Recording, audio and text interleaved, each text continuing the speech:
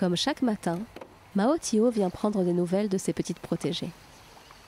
Blessées, ces tortues marines sont en convalescence dans le bassin de cet hôtel de luxe. Je suis en train de nourrir les grosses tortues aujourd'hui avec une pince. Alors on les nourrit principalement à base de calamars, de poissons et de salade. On essaie de faire des tout petits bouts. Peu farouches, ces tortues se laissent facilement approcher et nourrir. Mao Tio fait partie de l'association Te Mana o Te Moana, qui veut dire l'esprit de l'océan. Elle se donne pour mission de soigner les tortues malades, blessées. La tortue marine est une espèce menacée aujourd'hui. Ici, c'est surtout le braconnage, la pollution, plastique et tout. Et souvent aussi des chocs avec des bateaux dans le lagon. Depuis 20 ans, l'association a pris en charge plus de 650 tortues marines en les accompagnant dans leur guérison. Direction le centre de soins pour un contrôle sur cette tortue nommée Squeeze.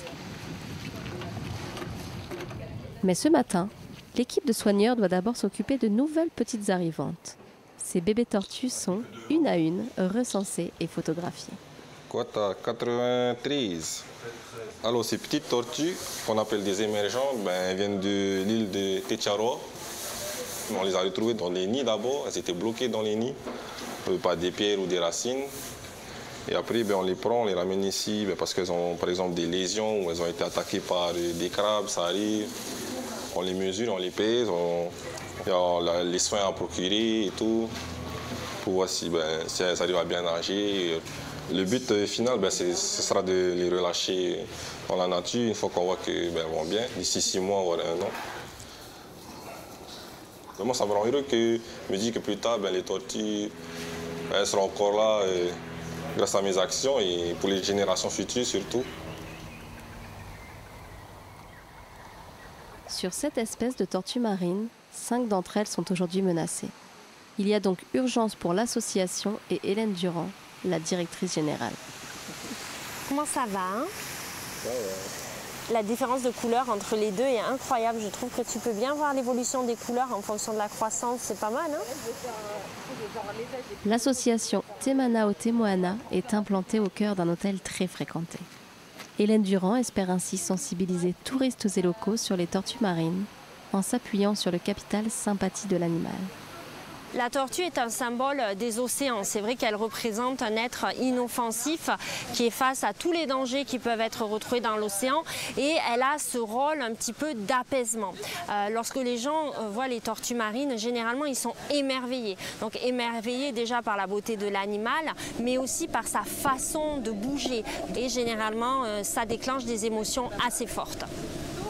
Ces émotions, généralement, suscitent vraiment une envie de les protéger et donc une envie de limiter l'impact de chacun sur l'environnement et d'agir finalement dans son quotidien pour faire en sorte que les générations futures puissent continuer aussi à voir des tortues évoluer dans les océans. The turtle is amazing. It's really nice to see. It's great to be careful about the nature and make sure that the animals can stay protected and that we leave them alone also.